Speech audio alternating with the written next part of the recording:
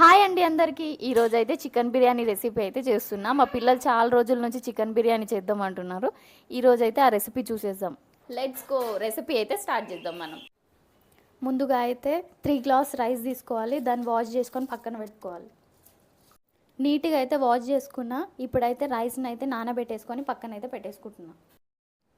మనకి చికెన్ బిర్యానీ టేస్టీగా అవ్వాలంటే మంచి మసాలా అయితే ప్రిపేర్ చేసుకోవాలి.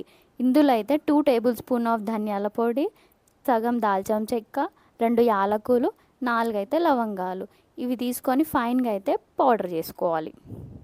తీసుకున్నాం. హాఫ్ కేజీ చికెన్లో 2 టేబుల్ స్పూన్ ఆఫ్ కారం పొడి, హాఫ్ టీ స్పూన్ పసుపు, తగినంత ఉప్పు వేసుకోవాలి.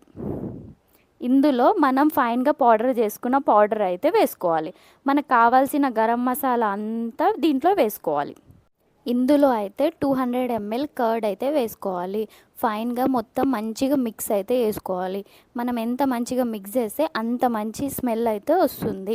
చికెన్ అయితే మంచిగా మిక్స్ చేసేసిన ఇప్పుడే దంచుకున్న అల్లం వెల్లుల్లి పేస్ట్ పక్కన అయితే బ్యాండీ పెట్టుకొని 2 టేబుల్ స్పూన్ ఆఫ్ ఆయిల్ వేసుకొని ఆయిల్ హీట్ అయిందో లేదో చూసి ఇందులో ఆనియన్స్ అయితే వేసుకోవాలి.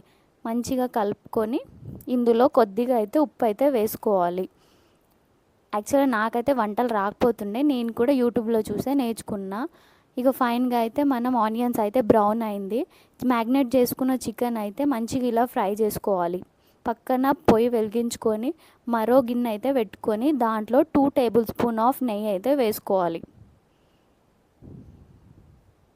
ఇందులో కావాల్సిన గరం మసాలా అన్నీ నెయ్యిలో అయితే వేసుకోవాలి. కొద్దిగా చిటపటలాడాలి. ఇందులో అల్లం వెల్లుల్లి పేస్ట్, పుదీనా, కొత్తిమీర వేసుకొని 3 గ్లాస్ ఆఫ్ రైస్లో 6 గ్లాస్ ఆఫ్ వాటర్ వేసుకొని పక్కన బగోనా పెట్టుకొని మరో గిన్నెలో 2 టేబుల్ స్పూన్ ఆఫ్ నెయ్యి వేసుకొని మంచిగా ఫ్రై చేసుకున్న చికెన్ అయితే అందులో అయితే షిఫ్ట్ చేసుకుందాం. 75% రైస్ని అయితే కుక్ చేసుకుందాం. కుక్ చేసిన రైస్ని అయితే ఆ చికెన్లో అయితే వేసుకొని మనమైతే గార్నిష్ కోసం అయితే పుదీనా, కొత్తిమీర, 2 టేబుల్ స్పూన్ ఆఫ్ నెయ్యి, హాఫ్ టేబుల్ స్పూన్ నిమ్మకాయ రసం వేసుకొని అయితే మూత పెట్టేయాలి.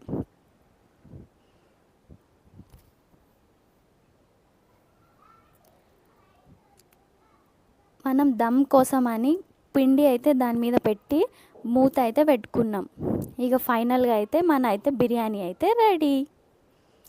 ఎంతో టేస్టీ అయిన బిర్యానీ అయితే ఇలా నేనైతే ట్రై చేశాను. మీరు కూడా మీ ఇంట్లో ట్రై చేయండి. మీకు ఎలా వచ్చిందో కామెంట్ అయితే చేయండి. నాకైతే ఇలా వచ్చింది, చాలా బాగా పొడి పొడిగా చాలా మంచిగా వచ్చింది. రైస్ అయితే విరగకుండా. మా ఛానల్ని సబ్స్క్రైబ్ చేసుకోండి. Thank you for watching my videos.